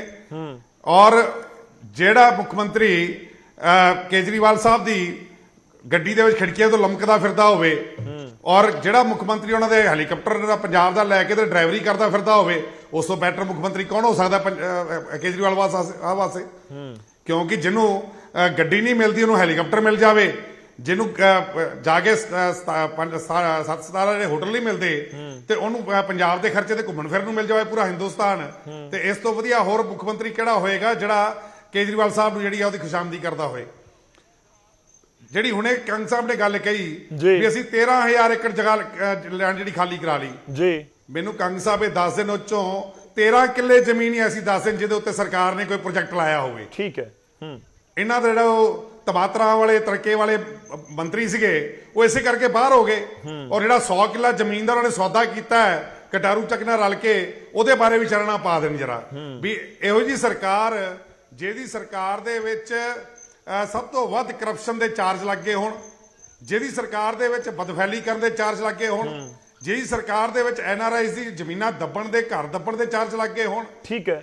ਇਸ ਤੋਂ ਵਧੀਆ ਮਤਲਬ ਤੁਹਾਨੂੰ ਲੱਗ ਰਿਹਾ ਕਿ ਇਹ ਸਾਰੇ ਪੁਆਇੰਟਸ ਨੇ ਜਿਸ ਦੀ ਵਜ੍ਹਾ ਨਾਲ ਤੁਸੀਂ ਬੈਸਟ ਨਹੀਂ ਕਹਿ ਰਹੇ। ਸਕੂਲਾਂ ਤੱਕ ਡਰੱਗਸ ਪਹੁੰਚ ਗਏ ਹੋਣ। ਨਹੀਂ ਭੁੱਲਰ ਸਾਹਿਬ, ਮੈਂ ਉਹੀ ਗੱਲ ਕਹਿ ਰਿਹਾ, ਮੈਂ ਖੜਿਆਲ ਜੀ ਨੂੰ ਵੀ ਕਿਹਾ ਸੀ ਇਸ ਤਰੀਕੇ ਦੇ ਇਲਜ਼ਾਮ ਪਹਿਲਾਂ ਦੀਆਂ ਸਰਕਾਰਾਂ ਤੇ ਲੱਗਦੇ ਰਹੇ ਨੇ। ਮੈਂ ਕੰਗ ਸਾਹਿਬ ਤੋਂ ਰਿਐਕਸ਼ਨ ਲਵਾਂਗਾ, ਪਰ ਇਸ ਤਰੀਕੇ ਦੇ ਪਹਿਲਾਂ ਵੀ ਐਲੀਗੇਸ਼ਨ ਸਮੇਂ ਦੇ ਉੱਤੇ ਜਿਹੜੀਆਂ ਸਰਕਾਰਾਂ ਰਹੀਆਂ ਨੇ ਉਹਨਾਂ ਦੇ ਉੱਤੇ ਲੱਗਦੇ ਰਹੇ। ਗੱਲ ਇਸ ਤਰ੍ਹਾਂ ਹੈ, ਤੁਸੀਂ ਨਾ ਗੌਰਵ ਜੀ ਤੁਸੀਂ ਇਹ ਗੱਲ ਕਹੀ ਵੀ ਪਹਿਲੀਆਂ ਸਰਕਾਰਾਂ ਨੇ ਕੀ ਕੀਤਾ, ਕਿਉਂ ਮੁੱਖ ਮੰਤਰੀ ਬਿਹਤਰ ਸੀਗੇ। ਸਰਦਾਰ ਪ੍ਰਕਾਸ਼ ਸਿੰਘ ਬਾਦਲ ਉਹਨਾਂ ਦੇ ਟਾਈਮ ਦੇ ਉੱਤੇ ਮੈਡੀਕਲ ਯੂਨੀਵਰਸਿਟੀ ਆ ਗਈ, ਮੈਡੀਕਲ ਕਾਲਜ ਆ ਗਏ, ਸੜਕਾਂ ਦਾ ਇਨਫਰਾਸਟ੍ਰਕਚਰ ਆ ਗਿਆ, ਸੁਵਿਧਾ ਕੇਂਦਰ ਆ ਗਏ, ਵਧੀਆ ਸਕੂਲ ਆ ਗਏ, ਹਸਪੀਟਲ ਆਏ, ਡਿਸਪੈਂਸਰੀਆਂ ਆਈਆਂ। ਇਹ ਪੁਆਇੰਟ ਤੁਹਾਡਾ ਬਹੁਤ ਸੋਲਿਡ ਪੁਆਇੰਟ ਹੈ, ਵੈਲਿਡ ਪੁਆਇੰਟ ਹੈ। ਕਿਹੜੀ ਚੀਜ਼ ਨਹੀਂ ਆਈ ਉਸ ਟਾਈਮ ਦੇ ਵਿੱਚ? ਮੈਂ ਉਹੀ ਕਹਿ ਰਿਹਾ ਕਿ ਆਧਾਰ ਕੀ ਹੋਵੇ ਕਿ ਆਪਾਂ ਹੁਣ ਕਾਰਜਕਾਲ ਦੇ ਉੱਤੇ ਚੁੱਕ ਕੇ ਦੇਖਣਾ ਸ਼ੁਰੂ ਕਰ ਦਈਏ ਕਿ ਕਿਸ ਦੇ ਕਾਰਜਕਾਲ ਦੇ ਵਿੱਚ ਨੌਕਰੀਆਂ ਜ਼ਿਆਦਾ ਮਿਲੀਆਂ, ਕਿਸ ਦੇ ਕਾਰਜਕਾਲ ਦੇ ਵਿੱਚ ਕਿਸਾਨਾਂ ਤੱਕ ਸਹੂਲਤਾਂ ਜ਼ਿਆਦਾ ਪਹੁੰਚੀਆਂ, ਕਿਸ ਦੇ ਕਾਰਜਕਾਲ ਦੇ ਵਿੱਚ ਮੈਡੀਕਲ ਕਾਲਜ, ਹਸਪੀਟਲ, ਸਕੂਲ ਜ਼ਿਆਦਾ ਬਣੇ। ਇੱਕ ਆਧਾਰ ਹੋਣਾ ਚਾਹੀਦਾ ਕਿ ਇਹ ਪੂਰੇ ਡੇਟਾ ਨਿਕਲ ਕੇ ਸਾਹਮਣੇ ਆਉਣ ਤੇ ਪਤਾ ਲੱਗੇ ਕਿ ਹਾਂ ਇਹ ਬੈਸਟ ਸੀ ਜਾਂ ਬੈਸਟ ਹੈ। ਮੈਂ ਇੱਕ ਵਾਰੀ ਰੁਕ ਕਰ ਲਵਾਂ ਚੰਨੀ ਜੀ ਦਾ, ਉਸ ਤੋਂ ਬਾਅਦ ਕੰਗ ਸਾਹਿਬ ਕੋਲ ਦੁਬਾਰਾ ਆਉਂਗਾ। SS ਚੰਨੀ ਜੀ, ਸੱਤਾ ਦੇ ਵਿੱਚ ਬੀਜੇਪੀ ਵੀ ਲੰਬੇ ਵੇਲੇ ਤੱਕ ਪੰਜਾਬ ਦੇ ਵਿੱਚ ਰਹੀ ਹੈ, ਇਸ ਸਟੇਟਮੈਂਟ ਨੂੰ ਕਿਵੇਂ ਦੇਖ ਰਹੀ ਹੈ ਬੀਜੇਪੀ? ਬੈਸਟ CM ਦੱਸ ਰਹੇ ਨੇ ਭਗਵੰਤ ਮਾਨ ਨੂੰ ਅਰਵਿੰਦ ਕੇਜਰੀਵਾਲ। ਦੇਖੋ ਗੌਰਵ, ਗੱਲ ਇਹ ਹੈਗੀ ਹੈ ਕਿ ਤਾਂ ਉਹ ਗੱਲ ਹੋ ਗਈ ਕਿ ਆਪੇ ਅੰਮਾ ਮੱਥਾ ਟੇਕਦੀ ਆਪੇ ਬੁੱਧ ਸੁਹਾਗਣ। ਇਹ ਦੇਖੋ ਜਿਹੜੀ ਗੱਲ ਹੈਗੀ ਹੈ, ਬਹੁਤ ਲੋਕਾਂ ਨੇ ਇਸ ਗੱਲ ਨੂੰ ਲਾਈਕ ਨਹੀਂ ਕਰਨਾ ਔਰ ਇੱਕ ਬਹੁਤ ਉਹਦਾ ਮਜ਼ਾਕ ਹੈ ਪੰਜਾਬ ਦੇ ਲੋਕਾਂ ਦੇ ਨਾਲ। ਨਹੀਂ, ਮੈਂ ਐਡ ਕਰ ਦਵਾਂ ਸਰ, ਮੈਂ ਐਡ ਕਰ ਦਵਾਂ, ਮਾਫੀ ਚਾਹੁੰਦਾ ਵਿਚਾਲੇ ਰੋਕ ਰਹੇ ਹਾਂ। ਦੇਖੋ ਤੁਸੀਂ ਬੀਜੇਪੀ ਦਾ ਸਿੱਧੇ ਤੌਰ ਤੇ CM ਪੰਜਾਬ ਦੇ ਵਿੱਚ ਨਾ ਰਿਹਾ ਹੋਵੇ, ਪਰ ਦੂਜੀ ਸਟੇਟਮੈਂਟ ਦੇ ਉੱਤੇ ਵੀ ਫੋਕਸ ਕੀਤਾ ਜਾ ਸਕਦਾ ਹੈ। ਅਰਵਿੰਦ ਕੇਜਰੀਵਾਲ ਕਹਿੰਦੇ ਨੇ ਕਿ ਮੌਜੂਦਾ ਸਮੇਂ ਦੇ ਵਿੱਚ ਪੂਰੇ ਦੇਸ਼ ਦੇ ਵਿੱਚ ਸਭ ਤੋਂ ਵਧੀਆ ਐਡਮਿਨਿਸਟ੍ਰੇਟਰ ਨੇ ਭਗਵੰਤ ਮਾਨ। ਸਿੱਧਾ ਜਿਹਾ ਮਤਲਬ ਹੈ ਕਿ ਬੀਜੇਪੀ ਦੀਆਂ ਜਿਹੜੀਆਂ ਵੱਖ-ਵੱਖ ਸਟੇਟਾਂ ਨੇ ਜਿੱਥੇ ਉਹਨਾਂ ਦੇ CMs ਨੇ, ਉਹਨਾਂ ਤੋਂ ਬੈਟਰ ਐਡਮਿਨਿਸਟ੍ਰੇਟਰ ਨੇ ਭਗਵੰਤ ਮਾਨ ਜੋ ਮੌਜੂਦਾ ਸਮੇਂ 'ਚ ਪੰਜਾਬ ਦੇ CM ਨੇ। ਸ਼ੁਕਰ ਹੈ ਉਹਨਾਂ ਨੇ ਇਹ ਨਹੀਂ ਕਿਹਾ ਕਿ ਹੀ ਇਜ਼ ਦੀ ਬੈਸਟ, ਉਹਨਾਂ ਨੇ ਇਹ ਕਿਹਾ ਕਿ ਹੀ is one of the best. ਜੇ ਇਹ ਗੱਲ ਮੰਨ ਵੀ ਲਈ ਜਾਵੇ, ਦੇਖੋ ਇੱਕ ਤਾਂ ਗੱਲ ਚੱਲ ਰਹੀ ਸੀ ਵੀ ਕਿਹਨੇ ਕੀ ਕੀਤਾ ਕਿਹਨੇ ਨਹੀਂ ਕੀਤਾ। ਦੇਖੋ every EMPLOYEE, every officer, every politician is forced to remain honest or he is paid to be honest. ਜੇ ਤੁਸੀਂ honest ਕਹਿੰਦੇ ਆ ਤੇ ਇਹ you are not obliging, ਤੁਸੀਂ ਕਿਸੇ ਤੇ ਆਸਾਨ ਨਹੀਂ ਕਰਦੇ ਜੀ। ਔਰ ਇਹ ਤੁਹਾਡਾ ਪਰਸਨਲ ਪਰਸੈਪਸ਼ਨ ਹੈ ਵੀ ਤੁਸੀਂ honest ਰਹਿਣਾ ਕਿ ਨਹੀਂ ਰਹਿਣਾ, ਕਿਉਂਕਿ ਹਰ ਤਰ੍ਹਾਂ ਦੇ ਬੰਦੇ ਹਰ ਤਰ੍ਹਾਂ ਦੀ ਗੱਲ ਹੁੰਦੀ ਹੈ। ਸੋ ਇਹ ਜੇ ਤੁਸੀਂ honest ਹੈਗੇ ਤੇ ਤੁਸੀਂ you are loyal to the chair, you are loyal to the people, ਤੇ ਇਹ ਤੁਸੀਂ ਕਿਸੇ ਆਸਾਨ ਨਹੀਂ ਕਰਦੇ। ਇਹ ਕੋਈ ਮੇਰੇ ਮਨ ਦੇ ਵਿੱਚ ਹੈ ਕਿ ਕੋਈ ਸਪੈਸ਼ਲ ਕੁਆਲੀਫਿਕੇਸ਼ਨ ਨਹੀਂ ਹੈਗੀ, ਇਹ ਬੇਸਿਕ ਰਿਕੁਆਇਰਮੈਂਟ ਹੈ ਕਿਸੇ ਵੀ ਅਫਸਰ ਦੀ, ਕਿਸੇ ਵੀ ਮੰਤਰੀ ਦੀ, ਕਿਸੇ ਵੀ ਚੀਫ ਮਿਨਿਸਟਰ ਦੀ ਜੀ। ਔਰ ਤੁਸੀਂ ਗੱਲ ਕਰ ਰਹੇ ਹੈਗੇ ਆ ਕਿ ਜਿਹੜਾ ਜੀ ਐਡਮਿਨਿਸਟ੍ਰੇਸ਼ਨ ਲਈ ਇਹਨਾਂ ਨੇ ਬਹੁਤ ਵਧੀਆ ਕੰਮ ਕੀਤਾ। ਤੁਸੀਂ ਇਹ ਦੇਖੋ ਕਿ ਜਿੰਨੀਆਂ ਯੂ ਟਰਨਾਂ ਇਹਨਾਂ, ਮੈਂ ਬੜਾ ਕੁਛ ਖੜਿਆਲ ਜੀ ਨੇ ਕਿਹਾ, ਭੁੱਲਰ ਸਾਹਿਬ ਨੇ ਕਿਹਾ, ਮੈਂ ਰਿਪੀਟ ਨਹੀਂ ਕਰੂੰਗਾ, ਮੈਂ ਨਵੀਆਂ ਗੱਲਾਂ ਕਰੂੰਗਾ। ਬੜੀਆਂ ਇਹਨਾਂ ਨੇ ਕਿਹਾ ਵੀ ਜੀ ਇਹ ਐਡਮਿਨਿਸਟ੍ਰੇਟਿਵਲੀ ਬੜੇ ਵਧੀਆ ਨੇ ਜੀ। ਤੇ ਅੱਜ ਜਿਹੜਾ ਪੰਚਾਇਤ ਦਾ ਕੰਮ ਹੋ ਗਿਆ ਤੇ ਉਹਦੇ ਵਿੱਚ ਯੂ ਟਰਨ ਲੈ ਲਈ, ਅਫਸਰ ਵੀ ਸਸਪੈਂਡ ਕਰਤੇ, ਹੁਣ ਨਵੀਂ ਇਨਕੁਆਇਰੀ ਹੋ ਰਹੀ ਹੈ ਔਰ ਉਹਨਾਂ ਹੋਣਾ ਵੀ ਕੁਝ ਨਹੀਂ, ਉਹ 15 ਦਿਨਾਂ ਬਾਅਦ ਰੀਇਨਸਟੇਟ ਹੋ ਜਾਣੇ ਆਪਣੇ ਆਪ। ਫਿਰ ਇਹਨਾਂ ਨੇ ਜਿਹੜਾ ਅਲਕਾ ਲਾਂਬਾ ਤੇ ਤਜਿੰਦਰ ਬੱਗਾ, ਤੇ ਅੱਜ ਵੀ ਤੁਸੀਂ high court, honourable high court ਨੇ ਕਿਹਾ ਹੈ ਕਿ ਜਿਹੜੀ ਰੋਪੜ ਦੇ ਵਿੱਚ ਇਲੀਗਲ ਮਾਈਨਿੰਗ ਹੈਗੀ ਉਹਦੇ ਤੇ ਵੀ ਸਲੈਪਿੰਗ ਹੋਈ ਹੈ। ਠੀਕ ਹੈ। ਤੇ ਅੱਜ ਹੀ ਇੱਕ ਹੋਰ ਜਿਹੜਾ ਮਾਰਕੀਟ ਵੱਲੋਂ ਦਿੱਤੇ ਜਾ ਰਹੇ ਨੇ ਡਿਪੂ, ਉਹ 18,500 ਜਿਹੜਾ ਡਿਪੂ ਹੋਲਡਰ ਉਹ ਇਹਨਾਂ ਨੂੰ ਕਰਾਓ। ਤੇ ਇਹ ਵੀ ਦੱਸ ਦੇਣ ਵੀ ਜਿਹੜੇ ਹੜ੍ਹਾਂ ਦਾ ਵਾਸਤੇ ਇੰਤਜ਼ਾਮ ਕਰਨੇ ਸੀ ਰੂਟੀਨ ਦੇ ਵਿੱਚ, ਉਹ ਕਿਹਨੇ ਕੀਤੇ ਤੇ ਕਿਉਂ ਕੀਤੇ ਤੇ ਕਿੰਨੇ ਹੋਏ ਤੇ ਹੜ੍ਹ ਕਿਉਂ ਆਏ, ਕਿਉਂਕਿ ਕੋਈ ਏਦਾਂ ਤਾਂ ਹੈ ਨਹੀਂ ਸੀ ਵੀ ਉਹ ਬਹੁਤ ਵੱਡੀ ਕੋਈ ਗੱਲ ਹੋਊਗੀ। ਠੀਕ ਹੈ। ਤੇ ਉਹ ਹੜ੍ਹਾਂ ਦੇ ਵਾਸਤੇ ਫਿਰ ਮੁਆਵਜ਼ਾ ਵੀ ਕਿੰਨਾ ਦਿੱਤਾ, ਕਿਹਨੂੰ ਕਿੰਨਾ ਮਿਲਿਆ। ਤੇ ਮਤਲਬ ਜਿਹੜੀ ਕਿ ਐਡਮਿਨਿਸਟ੍ਰੇਸ਼ਨ ਹੋਣੀ ਚਾਹੀਦੀ ਹੈ, ਜਿਹੜਾ ਤੁਹਾਡਾ ਰੈਪੋ ਹੋਣਾ ਚਾਹੀਦਾ ਬਿਊਰੋਕ੍ਰੇਸੀ ਨਾਲ, ਮੁਲਾਜ਼ਮਾਂ ਦੇ ਨਾਲ, ਉਹ ਕਿੰਨਾ ਕੁ ਕਿੰਨਾ ਕੁ ਲੋਕ ਤੁਹਾਡੇ ਨਾਲ ਚੱਲਦੇ ਨੇ, ਕਿਉਂਕਿ ਉਹ ਤੁਹਾਡੇ ਅੱਖਾਂ ਕੰਨ ਹੁੰਦੇ ਨੇ, ਤੁਹਾਡੇ ਹੱਥ ਪੈਰ ਹੁੰਦੇ ਨੇ ਜਿਹੜੇ ਲੋਕਾਂ ਦੇ ਵਿਜ਼ਨ। ਜੀ ਚਲੋ ਮੈਂ ਜਵਾਬ ਲੈਣਾ ਸਰ। ਥੋੜੀ ਤੁਹਾਡੀ ਆਡੀਓ ਦੇ ਵਿੱਚ ਪ੍ਰੋਬਲਮ ਵੀ ਹੈ, ਹੋਪਫੁਲੀ ਉਹ ਜਲਦੀ ਠੀਕ ਹੋ ਜਾਏਗੀ। ਮੈਂ ਕੰਗ ਸਾਹਿਬ ਦਾ ਰੁਖ ਕਰਦਾ ਹਾਂ। ਕੰਗ ਜੀ, ਜਿਹੜੇ ਤੁਹਾਡੇ ਦਾਅਵੇ ਨੇ ਉਹਨਾਂ ਦੇ ਉੱਤੇ ਵਿਰੋਧੀ ਸਵਾਲ ਚੁੱਕ ਰਹੇ ਨੇ, ਕਹਿ ਰਹੇ ਸੁਭਾਵਿਕ ਸੀ ਕਿ ਉਹ ਸਵਾਲ ਚੁੱਕਣਗੇ, ਪਰ ਸਵਾਲ ਇਹ ਵੀ ਹੈ ਕਿ ਪੈਮਾਨਾ ਕੀ ਰੱਖਿਆ ਜਾਵੇ, ਜਾਂ ਤਾਂ ਕੱਢ ਕੇ ਲਿਆਏ ਜਾਣ ਅੰਕੜੇ। ਤੁਸੀਂ ਦੱਸ ਦਿਓ ਕਿ ਹਾਂ ਇਹ ਚੀਜ਼ਾਂ ਹੋਈਆਂ ਨੇ। ਨੌਕਰੀਆਂ ਵਾਲਾ ਤੁਸੀਂ ਇੱਕ ਜ਼ਿਕਰ ਕਰ ਦਿੱਤਾ, ਕਿਸਾਨੀ ਨੂੰ ਲੈ ਕੇ ਜ਼ਿਕਰ ਕਰ ਦਿੱਤਾ। ਤੁਹਾਡੇ ਵਿਰੋਧੀ ਉਹਨਾਂ ਪੁਆਇੰਟਸ ਦੇ ਉੱਤੇ ਹੀ ਤੁਹਾਨੂੰ ਘੇਰ ਰਹੇ ਨੇ। ਇਨਫੈਕਟ ਅਕਾਲੀ ਦਲ ਦੇ ਜਿਹੜੇ ਬੁਲਾਰੇ ਨੇ, ਆਗੂ ਨੇ, ਉਹਨਾਂ ਦੇ ਵੱਲੋਂ ਇਹ ਵੀ ਕਹਿ ਦਿੱਤਾ ਗਿਆ ਕਿ ਤੁਸੀਂ ਮੈਡੀਕਲ ਸਹੂਲਤਾਂ ਦਾ ਜ਼ਿਕਰ ਕਰਦੇ ਹੋ, ਫਲਾਣੇ ਜਿਹੜੇ ਹਸਪੀਟਲਾਂ ਕਦੋਂ ਆਏ।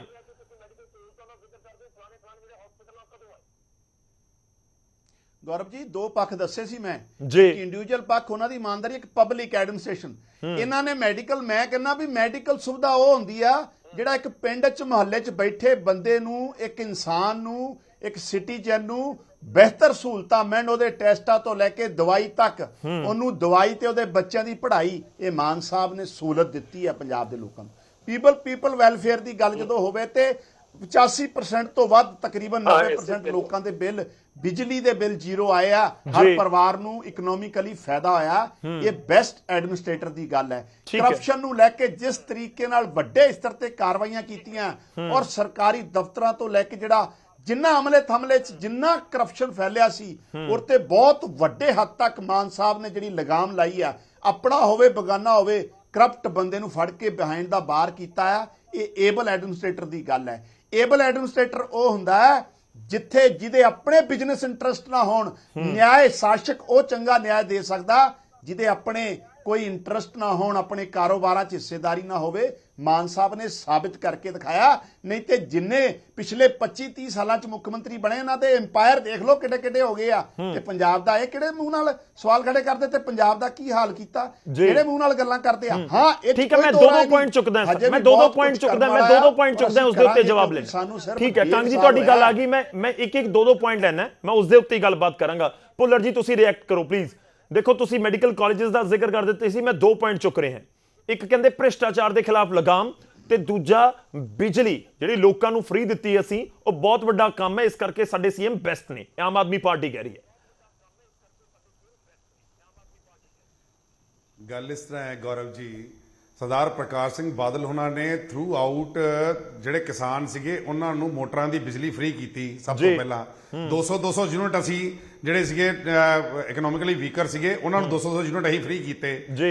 ਦੂਸਰਾ ਜਿਹੜੇ ਕਿ ਮੈਡੀਕਲ ਸਹੂਲਤਾਂ ਸਾਡੇ ਬਣਾਏ ਹੋਏ ਸੁਵਿਧਾ ਕੇਂਦਰਾਂ ਦੇ ਉੱਤੇ ਕੂਚੀ ਫੇਰ ਕੇ ਤੇ ਉਹਨਾਂ ਨੂੰ ਜਿਹੜੀਆਂ ਡਿਸਪੈਂਸਰੀ ਉਹਨਾਂ ਨੂੰ ਬੰਦ ਕਰਕੇ ਉੱਥੇ ਜਾ ਕੇ ਡਾਕਟਰ ਬਿਠਾਤੇ।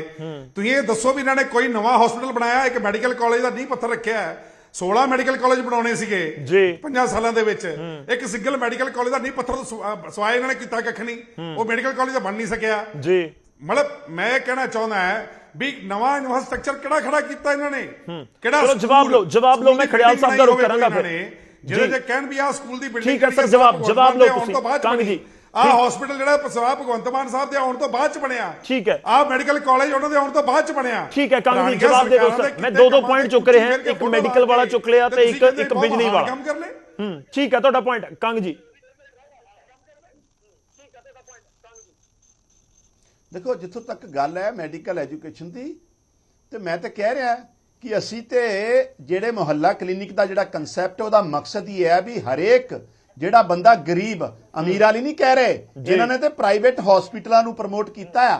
ਪ੍ਰਾਈਵੇਟ ਅਸੀਂ ਪਿੰਡ ਮੁਹੱਲਾ ਕਲੀਨਿਕ ਖੋਲ ਕੇ ਜਿੱਥੇ ਆਮ ਬੰਦਿਆਂ ਨੂੰ ਟੈਸਟ ਫ੍ਰੀ, ਦਵਾਈ ਫ੍ਰੀ। ਦੂਜੀ ਗੱਲ ਜਿਹੜੀ ਇਹ ਕਹਿ ਰਹੇ ਸੀ ਇਨਵੈਸਟਮੈਂਟ, ਕੀ ਗੱਲ ਕੀਤੀ? ਮੇਰੇ ਚ ਆਵਾਜ਼ ਡਿਸਟਰਬੈਂਸ ਆ ਰਹੀ ਗੌਰਵ ਜੀ, ਤੁਹਾਡੀ ਆਵਾਜ਼ ਫੋਨ ਤੇ ਹੈ ਨਾ, ਇਹ ਚ ਡਿਸਟਰਬ। ਦੂਜਾ ਕੀ ਸਵਾਲ ਸੀ?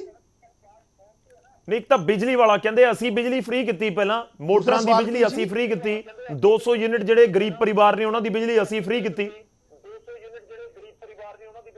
ਉਹਦੇ ਜੀ ਗੌਰਵ ਜੀ, ਮਾਨ ਸਾਹਿਬ ਦੀ ਸਰਕਾਰ ਨੇ ਬਿਨਾਂ ਭੇਦਭਾਵ ਕਰਦੇ ਹੋਏ, ਚਾਹੇ ਉਹ ਕਿਸੇ ਵੀ ਵਰਗ, ਕਿਸੇ ਧਰਮ, ਕਿਸੇ ਜਾਤ ਦਾ ਵੀ ਬਸ਼ਿੰਦਾ ਹੈ ਪੰਜਾਬ ਦਾ, ਉਹਨੂੰ ਬਿਜਲੀ ਫ੍ਰੀ ਕੀਤੀ ਆ। ਤਕਰੀਬਨ 90% ਦੇ ਲੋਕ ਇਹ ਚ ਕਵਰ ਹੁੰਦੇ ਆ ਔਰ ਇਕਨੋਮਿਕਲੀ ਹਰੇਕ ਪਰਿਵਾਰ ਨੂੰ ਵੱਡਾ ਫਾਇਦਾ ਹੋਇਆ। ਤੇ ਬਾਦਲ ਸਾਹਿਬ ਦੀਆਂ ਜਿਹੜੀਆਂ ਮੋਟਰਾਂ ਦੇ ਫ੍ਰੀ ਕੀਤੇ ਸੀ, ਉਹ ਚ ਵੀ ਕਿੱਡੇ ਕਿੱਡੇ ਵੱਡੇ ਜਿਹੜੇ ਜ਼ਮੀਂਦਾਰ ਸੀਗੇ ਉਹਨਾਂ ਨੂੰ ਰਿਆਇਤ ਦੇਣ ਵਾਸਤੇ ਕੀਤੇ, ਲੋਕਾਂ ਵਾਸਤੇ ਨਹੀਂ। ਪਰ ਚਲੋ ਮੈਂ ਤੇ ਅਸੀਂ ਤੇ ਉਹਨੂੰ ਵੀ ਕੰਟੀਨਿਊ ਕੀਤਾ, ਅਸੀਂ ਉਹ ਵੀ ਬੰਦ ਨਹੀਂ ਕੀਤੀ। ਲੇਕਿਨ ਇੱਕ ਵੱਡੇ ਤਾਦਾਦ ਨੂੰ, ਪੰਜਾਬ ਦੀ ਨੂੰ ਇੱਕ ਏਡਾ ਵੱਡਾ ਰਿਲੀਫ ਦੇਣਾ, ਇਹ ਆਪਣੇ ਆਪ ਚ ਵੱਡੀ ਗੱਲ ਹੈ। ਦੂਜੀ ਗੱਲ, ਮੈਡੀਕਲ ਕਾਲਜ ਦੀ ਜਿਹੜੀ ਗੱਲ ਹੈ, ਕਪੂਰਥਲਾ ਔਰ ਹੁਸ਼ਿਆਰਪੁਰ ਚ ਮੈਡੀਕਲ ਕਾਲਜ ਦਾ ਕੰਮ ਸ਼ੁਰੂ ਹੋ ਗਿਆ, ਮੋਹਾਲੀ ਚ ਜ਼ਮੀਨ ਐਕਵਾਇਰ ਹੋ ਗਈ ਆ। ਤੇ 16 ਮੈਡੀਕਲ ਕਾਲਜ 16 ਦਿਨਾਂ ਚ ਨਹੀਂ ਬਣ ਜਾਣੇ, ਲੇਕਿਨ ਜਿਹੜਾ ਮੁੱਖ ਮੰਤਰੀ ਮਾਨ ਸਾਹਿਬ ਦਾ ਵਿਜ਼ਨ ਹੈ, ਆਉਣ ਵਾਲੇ ਟਾਈਮ ਚ ਮੈਡੀਕਲ ਐਜੂਕੇਸ਼ਨ ਦਾ ਹੱਬ ਬਣਾਵਾਂਗੇ ਕਿ ਸਾਡੇ ਬੱਚੇ ਯੂਕਰੇਨ ਤੇ ਰਸ਼ੀਆ ਜਾ ਕੇ ਪਰੇਸ਼ਾਨ ਨਾ ਹੋਣ। ਇਹ ਵੀ ਕਮਿਟਮੈਂਟ ਪੂਰੀ ਕਰਾਂਗੇ। ਠੀਕ ਹੈ ਖੜਿਆਲ ਸਾਹਿਬ, ਮੈਂ ਅਗਲੇ 2 ਪੁਆਇੰਟ ਚੁੱਕਦਾ। ਮੈਂ ਭ੍ਰਿਸ਼ਟਾਚਾਰ ਵਾਲੇ ਤੇ ਫੋਕਸ ਕਰਨ ਦੀ ਕੋਸ਼ਿਸ਼ ਕਰ ਰਹੇ ਹਾਂ। ਭ੍ਰਿਸ਼ਟਾਚਾਰ ਦੇ ਉੱਤੇ ਕਹਿੰਦੇ ਅਸੀਂ ਲਗਾਮ ਲਗਾਈ ਹੈ, ਔਰ ਦੂਜਾ ਪੁਆਇੰਟ ਇਹ ਵੀ ਹੈ, ਹਾਲਾਂਕਿ ਤੁਸੀਂ ਉਸ ਦੇ ਉੱਤੇ ਐਡ ਕਰ ਚੁੱਕੇ ਹੋ, ਉਹ ਬਾਰ-ਬਾਰ ਇਹ ਜ਼ਿਕਰ ਕਰ ਰਹੇ ਹੈ ਕਿ ਸਾਡੇ ਸੀਐਮ ਨੇ ਕੋਈ ਹਿੱਸੇ ਨਹੀਂ ਪਾਏ ਹੋਏ ਜਾ ਕੇ ਇੱਥੇ ਇੰਡਸਟਰੀ। ਇਨਫੈਕਟ ਤੁਸੀਂ ਬਿਆਨ ਸੁਣਿਆ ਹੋਏਗਾ ਤੇ ਸੀਐਮ ਕਹਿੰਦੇ ਨਜ਼ਰ ਆਏ ਸੀ ਕਿ ਸਾਨੂੰ ਇੰਡਸਟਰੀ ਵਾਲੇ ਕਹਿੰਦੇ ਕਿ ਤੁਸੀਂ ਬਸ ਤੰਗ ਨਾ ਕਰਿਓ, ਬਾਕੀ ਸਭ ਓਕੇ ਹੋ ਜਾਏਗਾ। ਤਾਂ ਮਤਲਬ ਇਹ ਸੀਗਾ, ਉਹ ਕਹਿਣਾ ਚਾਹੁੰਦੇ ਆ ਕਿ ਪਹਿਲਾਂ ਦੀਆਂ ਸਰਕਾਰਾਂ ਜਾਂ ਮੁੱਖ ਮੰਤਰੀ ਬਿਜ਼ਨਸਮੈਨ ਨੂੰ ਤੰਗ ਕਰਦੀਆਂ ਸੀ। ਧੰਨਵਾਦ ਗੌਰਵ ਜੀ ਸਵਾਲ ਲਈ। ਗੌਰਵ ਜੀ, ਮੈਂ 2-3 ਚੀਜ਼ਾਂ ਸਪਸ਼ਟ ਕਰਦਾ ਕਿ ਆਮ ਆਦਮੀ ਪਾਰਟੀ ਦੀ ਸਰਕਾਰ ਦੇ ਜਿਹੜੇ ਦਾਅਵੇ ਹੈ ਨਾ ਖੋਖਲੇ, ਇਹਨਾਂ ਨੂੰ ਮੈਂ ਐਕਸਪੋਜ਼ ਕਰ ਦਿੰਦਾ। ਤੁਸੀਂ ਗੌਰਵ ਜੀ ਉਹ ਤੋਂ ਪਹਿਲਾਂ ਪੁੱਛਿਆ ਵੀ ਆਧਾਰ ਕੀ ਹੋਣਾ ਚਾਹੀਦਾ ਹੈ, ਇਹ ਚੀਜ਼ ਅਸਰਟਨ ਕਰਨ ਲਈ ਵੀ ਸੀਐਮ ਬੈਸਟ ਹੈ ਕਿ ਨਹੀਂ ਹੈ। ਆਧਾਰ ਹੋਣਾ ਚਾਹੀਦਾ ਗਵਰਨੈਂਸ, ਓਵਰਆਲ ਗਵਰਨੈਂਸ, ਕਿ ਕਿਹੜੀ ਗਵਰਨੈਂਸ ਤੁਸੀਂ ਆਪਦੇ ਸੂਬੇ ਨੂੰ ਦੇ ਰਹੇ ਹੋ। ਹੁਣ ਆਪਾਂ ਪਹਿਲਾਂ ਤਾਂ ਆ ਜਾਂਦੇ ਹਾਂ ਕਿ ਇਹਨਾਂ ਨੇ ਸਾਡੇ ਸੂਬੇ ਨੂੰ ਪੈਸਾ ਕਿੰਨਾ ਦਵਾਇਆ। RDF ਦਾ ਪੈਸਾ ਜਦੋਂ ਦੀ ਆਮ ਆਦਮੀ ਪਾਰਟੀ ਦੀ ਸਰਕਾਰ ਆਈ ਹੈ ਸਾਡਾ ਰੁਕ ਗਿਆ। ਸਾਡਾ NHM ਦਾ ਪੈਸਾ ਕਿੰਨੇ 100 ਕਰੋੜ ਰੁਕ ਗਿਆ। ਬਜਟ ਜਿਹੜਾ ਮਿਲਣਾ ਸੀ ਪੰਜਾਬ ਨੂੰ ਵਧੀਆ, ਉਹ ਨਹੀਂ ਮਿਲਿਆ ਕਿਉਂਕਿ ਜਾ ਕੇ ਮਿਲਦੇ ਨਹੀਂ, ਆਪਦੀ ਕੈਂਪੇਨਿੰਗ 'ਚ ਬਿਜ਼ੀ ਰਹਿੰਦੇ ਹੈ, ਆਪਦੇ ਲੀਡਰਾਂ ਨੂੰ ਮਿਲਣ ਦੇ ਵਿੱਚ ਬਿਜ਼ੀ ਰਹਿੰਦੇ ਹੈ। ਬੰਗਲੌਰ ਦੇ ਵਿੱਚ ਵੀ ਜਾਣਾ ਹੈ, ਵੈਸਟ ਬੰਗਾਲ 'ਚ ਵੀ ਜਾਣਾ ਹੈ, ਬੰਬੇ ਵੀ ਜਾਣਾ ਹੈ, ਹੋਰ ਥਾਵਾਂ ਤੇ ਵੀ ਜਾਣਾ ਹੈ, ਲੇਕਿਨ ਜ਼ਰੂਰੀ ਕੰਮ ਪੰਜਾਬ ਲਈ ਕੁਝ ਨਹੀਂ ਕਰਨਾ। ਵੈਲਿਊ ਕੱਟਸ ਤੇ ਐਗਜ਼ੈਂਪਸ਼ਨ ਨਹੀਂ ਦਵਾਈ ਇਹਨਾਂ ਨੇ। ਫਲੱਡ ਜਦੋਂ ਹੜ੍ਹਾਂ ਦੀ ਮੁਸੀਬਤ ਸਾਡੇ ਤੇ ਆਈ ਹੈ, ਇਹਨਾਂ ਨੇ ਕੀ ਕਿਹਾ ਕਿ ਅਸੀਂ ਖੈਰਾਤ ਨਹੀਂ ਮੰਗਾਂਗੇ, ਅਸੀਂ ਆਪਣਾ ਭੀਖ ਨਹੀਂ ਮੰਗਾਂਗੇ। ਹਾਲਾਂਕਿ ਸਾਡਾ ਹੱਕ ਸੀਗਾ, ਉਹ ਨਾ ਆਪਦੀ ਡਿਊਟੀ ਨਿਭਾਈ, ਆਪਣਾ ਪੈਸਾ ਦੇ ਕੇ ਮੁਆਵਜ਼ਾ ਦੇ ਕੇ ਲੋਕਾਂ ਨੂੰ, ਤੇ ਨਾ ਹੀ ਸੈਂਟਰ ਤੋਂ ਲੈ ਕੇ ਆਉਣ ਦੀ ਕੋਸ਼ਿਸ਼ ਕੀਤੀ। ਫਿਰ ਆਪਾਂ ਆ ਜਾਣੇ ਚੰਡੀਗੜ੍ਹ ਤੇ ਹੱਕ ਤੇ। ਸਾਡਾ ਜਦੋਂ ਦੀ ਆਮ ਆਦਮੀ ਪਾਰਟੀ ਦੀ ਸਰਕਾਰ ਬਣੀ ਨਾ ਗੌਰਵ ਜੀ, ਚੰਡੀਗੜ੍ਹ ਤੇ ਹੱਕ ਤੇ ਲਾ ਪਿਆ। BBMB ਇਸ਼ੂ ਹੋਇਆ, ਸਿਟਕੋ ਇਸ਼ੂ ਹੋਇਆ, ਸੈਂਟਰਲ ਸਰਵਿਸ ਰੂਲ ਇਸ਼ੂ ਹੋਇਆ, ਪੰਜਾਬ ਯੂਨੀਵਰਸਿਟੀ ਇਸ਼ੂ ਹੋਇਆ, ਵੱਖਰੀ ਵਿਧਾਨ ਸਭਾ ਦਾ ਇਸ਼ੂ, ਜ਼ਮੀਨ ਵੀ ਅਲਾਟ ਹੋ ਗਈ ਹੈ, ਤੇ ਹੋਰ ਬੜੇ ਇਸ਼ੂਜ਼ ਨੇ। ਫਿਰ ਆਪਾਂ ਆ ਜਾਂਦੇ ਬਿਜਲੀ ਦੇ ਮੁੱਦੇ ਤੇ। ਠੀਕ ਹੈ, ਇਲੈਕਟ੍ਰਿਸਿਟੀ ਦੇ ਰੇਟਸ ਜਿਹੜੇ ਹੈ, ਜਦੋਂ ਜਲੰਧਰ ਦਾ ਇਲੈਕਸ਼ਨ ਕੰਕਲੂਡ ਹੋਇਆ, ਰਿਜ਼ਲਟ ਆ ਗਿਆ, ਅਗਲੇ ਦਿਨ ਹੀ ਰੇਟ ਵਧਾਤੇ ਇਹਨਾਂ ਨੇ, ਡੀਜ਼ਲ ਪੈਟਰੋਲ ਦੇ ਰੇਟ ਵਧਾਤੇ ਇਹਨਾਂ ਨੇ। ਸੋ ਆਮ ਆਦਮੀ ਪਾਰਟੀ ਦੀ ਸਰਕਾਰ ਕਰਪਸ਼ਨ ਦੀ ਗੱਲ ਕਰਦੀ, ਉਹ ਤੇ ਆ ਜਾਂਦੇ ਆਪਾਂ। ਇਹ ਜ਼ੀਰੋ ਟੋਲਰੈਂਸ ਫॉर ਕਰਪਸ਼ਨ ਕਹਿੰਦੇ ਆ ਗੌਰਵ ਜੀ, ਲੇਕਿਨ ਜ਼ੀਰੋ ਟੋਲਰੈਂਸ ਦੀ ਬਜਾਏ ਫੁੱਲ ਟੋਲਰੈਂਸ ਦਿਖਾਉਂਦੇ ਆ। ਕਿਵੇਂ? ਆਪਦੇ ਮੰਤਰੀ ਦੇ ਕੇਸ ਹੋ ਗਿਆ, ਸੀਐਮ ਸਾਹਿਬ ਨੇ ਕਿਹਾ ਸੀ ਐਵੀਡੈਂਸ ਜਨਤਕ ਕਰਾਂਗੇ। ਆਪਦੀ MLA ਦੇ ਕੇਸ ਹੋ ਗਿਆ ਕਰਪਸ਼ਨ ਦਾ, ਸੀਐਮ ਸਾਹਿਬ ਨੇ ਐਵੀਡੈਂਸ ਤਾਂ ਕਦੇ ਜਨਤਕ ਕੀਤਾ ਨਹੀਂ, ਗਵਾਹੀ ਤਾਂ ਕਦੇ ਦਿੱਤੀ ਨਹੀਂ ਬਤੌਰ ਵਿਟਨੈਸ। ਨਾਲੇ ਗੌਰਵ ਜੀ ਇਹ ਲੋਕਾਂ ਨੂੰ ਆਪ ਸਜ਼ਾ ਦਿੱਤੀ ਮੰਤਰੀ ਪਦ ਤੋਂ ਉਤਾਰ ਕੇ, ਲੇਕਿਨ ਪਾਰਟੀ ਚੋਂ ਬਰਖਾਸਤ ਨਹੀਂ ਕੀਤਾ, ਮੈਂਬਰਸ਼ਿਪ ਤੋਂ ਨਹੀਂ ਕੱਢਿਆ। मतलब फुल टॉलरेंस है। एक पास से आप ही सजा दे रहे हो, एक पास से आप ही पार्टी ते रख रहे हो, फैसले च हिस्सा लेंदे हैं। ठीक है, मतलब मैं कुल मिला के समझ पा रहे हैं कि ਤੁਹਾਨੂੰ ਇਸ ਬੈਸਟ ਸੀਐਮ ਵਾਲੇ ਬਿਆਨ ਦੇ ਉੱਤੇ ਇਤਰਾਜ਼ ਹੈ। ਮੈਂ ਕਹਿੰਦਾ ਬੈਸਟ ਲੋਕ ਦੱਸਦੇ ਹੁੰਦੇ ਐ, ਲੋਕਾਂ ਨੇ ਸੰਗਰੂਰ ਦਾ ਫਤਵਾ ਦੇਤਾ ਨਾ ਇਹਨਾਂ ਨੂੰ, ਹਰਾਤਾ ਨਾ ਚੰਗੀ ਤਰ੍ਹਾਂ। ਸੋ ਇਹ ਆਪਦੇ ਮੂੰਹਾਂ ਮਤਲਬ ਤੁਹਾਨੂੰ ਲੱਗ ਰਿਹਾ ਕਿ ਜੇ RDF ਦਾ ਪੈਸਾ ਨਹੀਂ ਆਇਆ, NHM ਦਾ ਪੈਸਾ ਨਹੀਂ ਆਇਆ, ਤਾਂ ਇਸ ਕਰਕੇ ਬੈਸਟ ਨਹੀਂ ਨੇ। ਕੰਗ ਜੀ ਦਾ ਰਿਐਕਸ਼ਨ ਲੈ ਲਓ ਇੱਕ ਛੋਟਾ ਜਿਹਾ। ਨਹੀਂ ਇੱਕ second Gaurav ji, last point ਹੈ ਪਲੀਜ਼, ਲਾਸਟ ਪੁਆਇੰਟ। ਮੈਂ ਇੱਕ ਗੱਲ ਕਹੂੰਗਾ ਕਿ ਇਹਨਾਂ ਨੇ ਹੈਲਪਲਾਈਨ ਦੀ ਗੱਲ ਕੀਤੀ, ਕਰਪਸ਼ਨ ਹੈਲਪਲਾਈਨ ਤੇ 3 ਲੱਖ ਪਲੱਸ ਕੰਪਲੇਂਟਸ ਆਈਆਂ, 300 ਤੋਂ ਘੱਟ ਦੇ ਵਿੱਚ ਐਕਸ਼ਨ, ਮਤਲਬ 1% ਦਾ ਐਕਸ਼ਨ ਰੇਟ। ਤੇ ਕੱਲ ਨਾ ਆ ਦੇਖੋ, ਮੈਂ ਤੁਹਾਨੂੰ ਫੋਟੋ ਦਿਖਾਉਣਾ ਹੈ, ਇਹ CMO ਪੰਜਾਬ ਦਾ ਪੇਜ ਹੈ ਫੇਸਬੁੱਕ ਤੇ CMO ਪੰਜਾਬ ਦੇ ਪੇਜ ਤੇ ਤੁਸੀਂ ਦੇਖ ਸਕਦੇ ਹੋ ਕੇਜਰੀਵਾਲ ਸਾਹਿਬ ਨਜ਼ਰ ਆ ਰਹੇ ਹੈ। CMO ਪੰਜਾਬ ਪੇਜ ਦਾ ਨਾਮ ਮਤਲਬ chief ministers office of Punjab, ਤੇ ਦਿਖਾਈ ਕੌਣ ਦੇ ਰਿਹਾ? ਦਿੱਲੀ ਦੇ ਮੁੱਖ ਮੰਤਰੀ। ਫਿਰ ਦੂਜੀ ਖਬਰ ਆ ਦੇਖੋ, ਤੂੰ ਫੇਰੀ ਆਮ ਆਦਮੀ ਪਾਰਟੀ ਵਰਕਰਸ ਟੀਚਰਾਂ ਨੂੰ ਇੰਚਾਰਜ ਬਣਾ ਕੇ ਕੇਜਰੀਵਾਲ ਸਾਹਿਬ ਦੇ ਇਵੈਂਟ ਤੇ ਲੈ ਕੇ ਗਏ ਆ ਸਕੂਲ ਆਫ ਐਮੀਨੈਂਸ ਲਈ। ਇਹ ਇਹਨਾਂ ਦੀ ਗੁੱਡ ਗਵਰਨੈਂਸ, ਇਹ ਬਣਾਉਂਦਾ। ਜਵਾਬ ਲੈ ਜੀ, ਠੀਕ ਹੈ, ਤੁਹਾਡਾ ਪੁਆਇੰਟ ਆ ਗਿਆ। ਇਹਨਾਂ ਨੇ ਇੱਕ ਵਧੀਆ ਕੰਮ ਕੀਤਾ, ਇੱਕ ਕੰਮ ਬਹੁਤ ਵਧੀਆ ਕੀਤਾ ਇਹਨਾਂ ਨੇ, ਐਡਵਰਟਾਈਜ਼ਿੰਗ ਤੇ, ਮਾਰਕੀਟਿੰਗ ਤੇ ਬ੍ਰਾਂਡਿੰਗ ਤੇ ਖਰਚਾ ਬਹੁਤ ਸੋਹਣਾ ਕੀਤਾ। ਇਹਦਾ ਖਾਮਿਆਜ਼ਾ ਸਾਨੂੰ ਤਾਂ ਉਮਰ ਭੁਗਤਣਾ ਪਊਗਾ। ਕੰਗ ਜੀ, ਮੈਂ ਚੰਨੀ ਜੀ ਤੁਹਾਡੇ ਕੋਲ ਆ ਰਿਹਾ। ਕੰਗ ਜੀ, ਰਿਐਕਸ਼ਨ ਤੁਹਾਡਾ ਜ਼ਰੂਰੀ ਹੈ। ਕਹਿੰਦੇ ਤੁਸੀਂ ਬੈਸਟ ਕਹਿ ਰਹੇ ਹੋ ਖੁਦ ਨੂੰ, ਪਰ ਆਰਡੀਐਫ ਦਾ ਪੈਸਾ, ਐਨਐਚਐਮ ਦਾ ਪੈਸਾ, ਫਲੱਡ ਸਿਚੁਏਸ਼ਨ ਨੂੰ ਲੈ ਕੇ ਸਵਾਲ। ਦੇਖੋ, ਇਹ ਤੇ ਬੜਾ ਸਪਸ਼ਟ ਕੀਤਾ ਅਰਵਿੰਦ ਕੇਜਰੀਵਾਲ ਜੀ ਨੇ ਕਿ ਮੈਂ ਪਬਲਿਕ ਦਾ ਜੋ ਰਿਐਕਸ਼ਨ ਹੈ ਜਾਂ ਪਬਲਿਕ ਦੀਆਂ ਜਿਹੜੀਆਂ ਭਾਵਨਾਵਾਂ ਹੈ, ਮੈਂ ਉਹਦੇ ਆਧਾਰ ਤੇ ਉਹਨਾਂ ਦਾ ਸਪੀਚ ਸੁਣੋ। ਇਹਨਾਂ ਨੂੰ ਸੁਣਨੀ ਚਾਹੀਦੀ ਆ ਕਿ ਪੰਜਾਬ 'ਚ ਜਿਸ ਤਰੀਕੇ ਨਾਲ ਕੰਮ ਹੋ ਰਿਹਾ ਬੈਸਟ ਹੈ ਜੀ। ਦੂਜੀ ਗੱਲ, ਗੌਰਵ ਜੀ, ਇੱਕ ਤੇ ਆਵਾਜ਼ ਕ੍ਰੋਸ, ਤੁਹਾਡੀ ਆਵਾਜ਼ ਆ ਰਹੀ ਹੈ ਸਰ, ਤੁਸੀਂ ਆਪਣੀ ਗੱਲ ਰੱਖ ਸਕਦੇ ਹੋ। ਲੱਗ ਰਿਹਾ ਤੁਸੀਂ ਹੈਂਡ ਫ੍ਰੀ ਕੀਤਾ ਹੋਇਆ ਆਪਣਾ ਫੋਨ, ਇਸ ਕਰਕੇ ਥੋੜੀ ਆਵਾਜ਼ ਦੀ ਡਿਸਟਰਬੈਂਸ ਲੱਗ ਰਹੀ ਹੈ ਜੀ। ਕੰਪਲੀਟ ਕਰ ਲਓ ਕੰਗ। ਨਹੀਂ, ਹੈਂਡ ਫ੍ਰੀ ਨਹੀਂ, ਤੁਹਾਡੇ ਉਹ ਮਾਈਕ ਨਹੀਂ ਚੱਲ ਰਿਹਾ ਨਾ, ਫੋਨ ਤੇ ਚਲਾ ਰਹੇ ਆ ਜੀ ਜੀ। ਮੈਨੂੰ ਦੂਸਰਾ ਸਵਾਲ ਕੀ ਸੀ?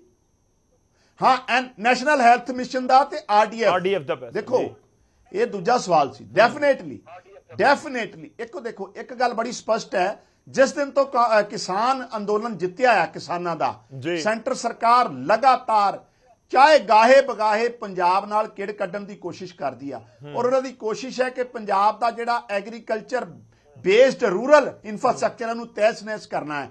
ਇਸ ਕਰਕੇ ਕਦੀ ਆਰਡੀਐਫ ਰੋਕ ਲੈਂਦੇ ਆ, ਕਦੀ ਨੈਸ਼ਨਲ ਹੈਲਥ ਮਿਸ਼ਨ ਦਾ ਪੈਸਾ ਰੋਕ ਲਿਆ, ਕਦੀ ਜੀਐਸਟੀ ਨੂੰ ਡਿਲੇ ਕਰਤਾ। ਉਹ ਅੜੰਗੇ ਡਾ ਰਿਹਾ ਉਹ ਸੈਂਟਰ।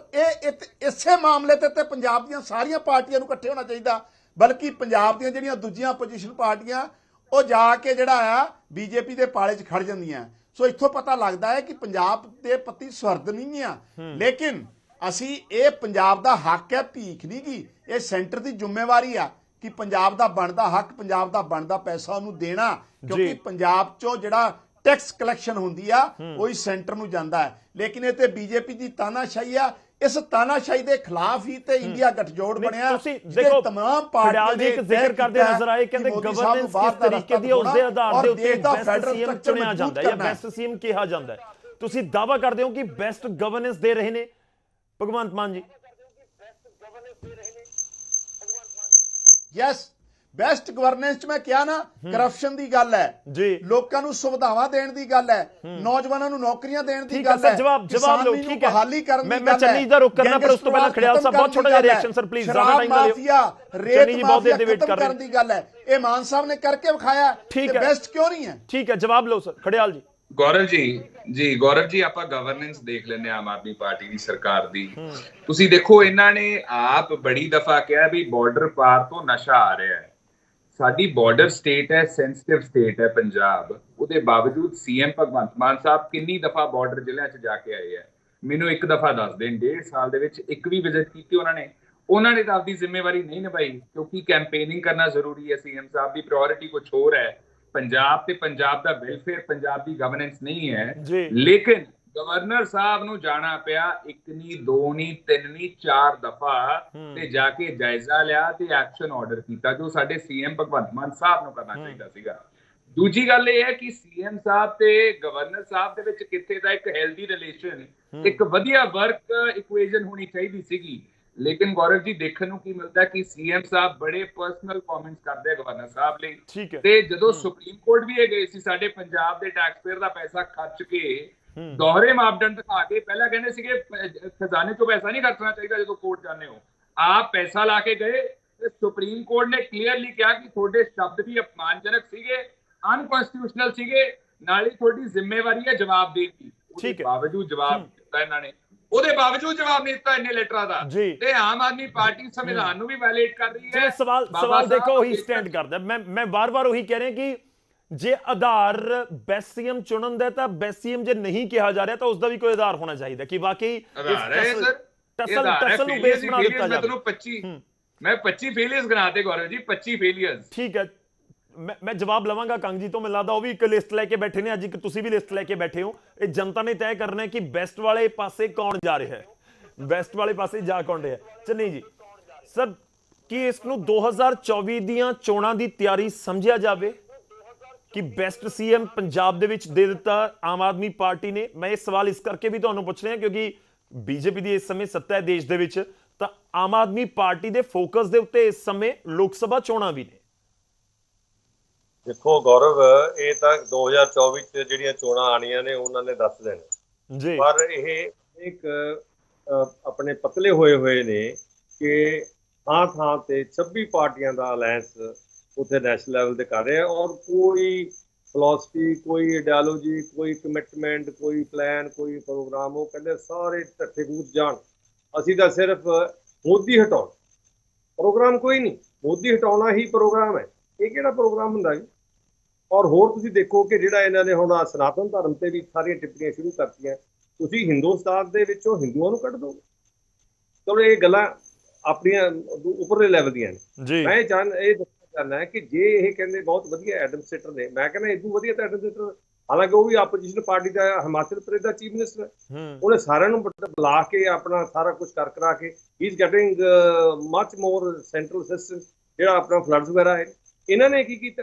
ਜਿਹੜੇ ਗਵਰਨਮੈਂਟ ਡਿਵੀਜ਼ਨ ਤੋਂ ਉਹ ਵੀ ਨਹੀਂ ਵੰਡੇ, 48 ਕਰੋੜ ਰੁਪਏ ਤਾਂ ਪਤਾ ਨਹੀਂ ਵੰਡਿਆ ਹੈਗਾ, ਤੇ ਕਹਿੰਦੇ ਸੀ 20,000 ਕਰੋੜ ਰੁਪਏ ਦਾ ਜਿਹੜਾ ਸਾਡਾ ਲਾਸ ਹੋ ਗਿਆ। ਕਿੱਥੇ ਪ੍ਰਪੋਜ਼ਲ? ਕਿੱਥੇ ਮੰਗੋਗੇ? ਕਿਹੜੇ ਤੁਹਾਡੇ ਪੈਰਾਮੀਟਰਸ ਨੇ? ਫਿਰ ਕਹਿੰਦੇ ਸਾਨੂੰ ਤਾਂ ਇੱਕ ਦਵਾਨੀ ਨਹੀਂ ਚਾਹੀਦੀ, ਅਸੀਂ ਮੰਗਣੇ ਨਹੀਂ।